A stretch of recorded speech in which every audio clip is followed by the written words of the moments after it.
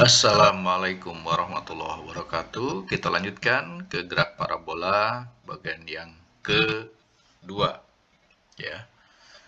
Jadi pada gerak parabola ini kita lihat dilemparkan dengan sudut tertentu dengan kecepatan tertentu sehingga bisa mencapai ketinggian tertentu dan juga jarak tertentu. Nah, seorang pemain basket ketika melakukan shooting, maka di sini ada beberapa faktor yang perlu diperhatikan. Tentu yang pertama adalah kecepatan pelemparan, yang kedua sudut pelemparannya, dan juga jarak ring terhadap pelempar dan juga posisi bola terhadap tinggi ring basketnya itu sendiri.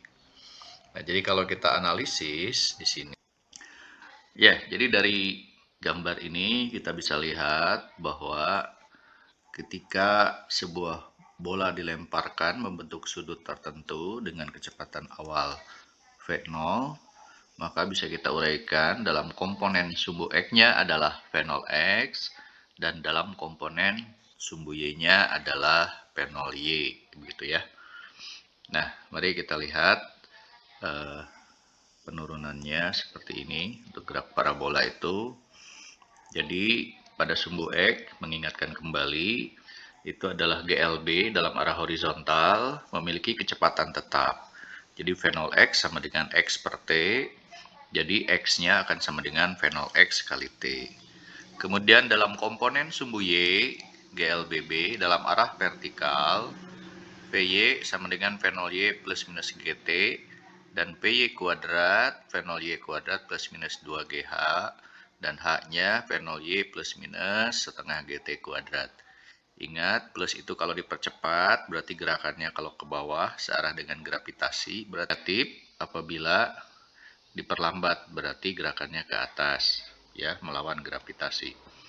Kemudian, V0 X itu adalah V0 cos theta, dan V0 Y adalah V0 sin theta. Nah, kita lihat contoh di sini. Ada peluru ditembakkan dengan sudut elevasi dan kecepatan awal seperti pada gambar ya. V0-nya 100 meter per sekon dan tetanya atau sudutnya 60 derajat.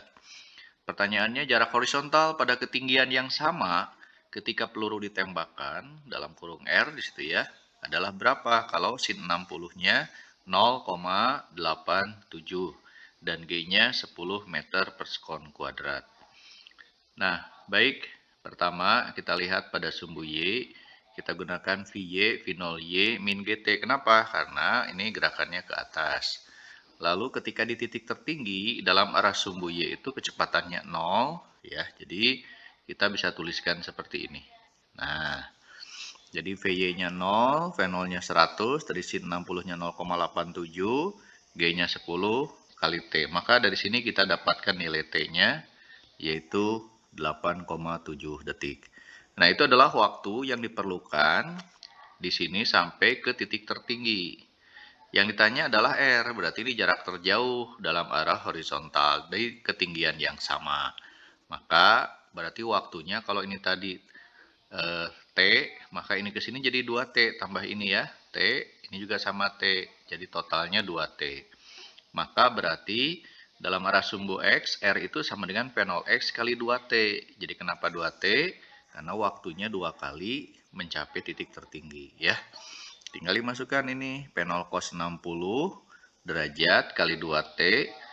V0-nya 100, cos 60 setengah, 2 kali 8,7, jadi dapat 870 meter. Begitu ya. Baik, selanjutnya contoh soal nomor 2. Kalau di sini mencari tinggi maksimum ya. Jadi dari soal ini sudah ada kecepatan awal dan ada sudutnya 45 derajat ya.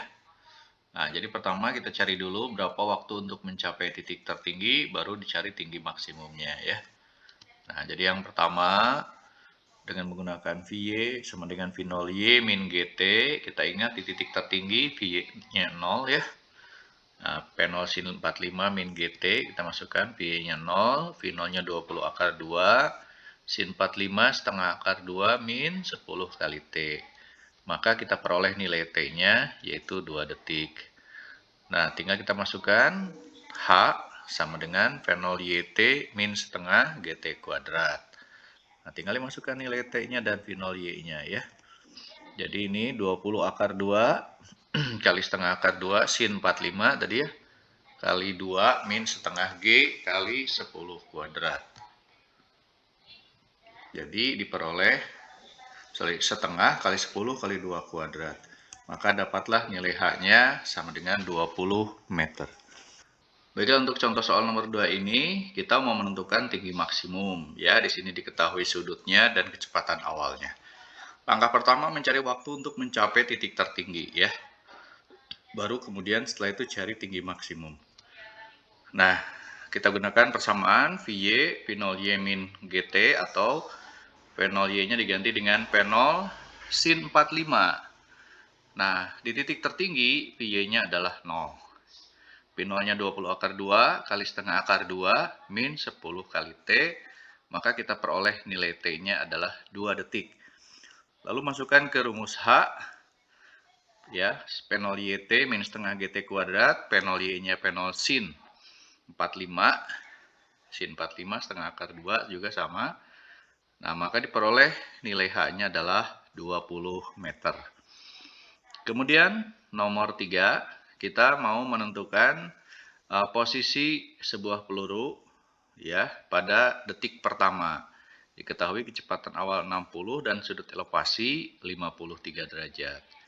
Jadi kalau tanya posisi berarti X, Y-nya. Berarti X-nya berapa, Y-nya berapa ya. Baik, di sini pertama dari sumbu X, ya kita menentukan X, P0 X kali T atau P0 cos 53 derajat kali T. P0-nya 60, ya cos 53 3/5, T-nya 1 detik, ya detik ke 1. Dapat 36 meter. Kemudian untuk Y itu sama dengan H, ya. Jadi Y itu sama dengan H. P0 YT min setengah GT kuadrat. P0 Y-nya adalah P0 sin 53. Ya, kemudian kita masukkan nih 60 kali sin 53 4/5, T-nya 1, setengah kali 10 kali 1 kuadrat. Maka diperoleh nilai H-nya adalah 43. Maka posisinya ada di X 36 dan Y-nya 43 ya. Kemudian contoh soal nomor 4. Ini dilempar dari ketinggian 30 meter membentuk sudut 30 derajat. Nah, sampai di titik yang lain pada ketinggian H dan berjarak X satu sama lain. Nah, ini kecepatan awalnya 20 meter per sekon. Pertanyaannya, kalau ini sampai ke sini waktunya 3 detik, berarti X dengan H-nya perbandingannya berapa banding berapa ya. Maka cari dulu H-nya. Nah, karena ini ada posisi awal dan posisi akhir, maka kita bisa tuliskannya di sini H min H0 ya, karena ini posisi akhirnya H, ini ada posisi awalnya H0. H0-nya adalah 30 ya. Nah, ini P0Y min setengah GT kuadrat, P0Y-nya adalah 30 derajat ya, P0 sin 30. Masukkanlah ke persamaan ini ya. Oke, ini P0-nya 20, sin 30 setengah, T-nya 3 detik, ya ini setengah kali 3 kuadrat kali 10 ya ini. Kemudian H0-nya 30. Nah, maka diperolehlah nilai H-nya adalah 15 meter. Kemudian untuk mencari X pada sumbu X, P0 X kali T, ya P0 cos 30 kali T. Nah, cos 30 adalah setengah akar 3, jadi 20 kali setengah akar 3 kali 3, dapat 30 akar 3. Ini X-nya. Maka perbandingannya H banding X, 15 banding 30 akar 3, atau boleh ditulis 1 banding 2 akar 3 dibagi 15 ya. Nanti silahkan lanjutkan ke video berikutnya, yaitu tentang gerak parabola bagian yang ketiga. Jangan lupa like and subscribe ya, semoga bermanfaat. Oke, sampai jumpa lagi pada pertemuan berikutnya. Assalamualaikum warahmatullahi wabarakatuh.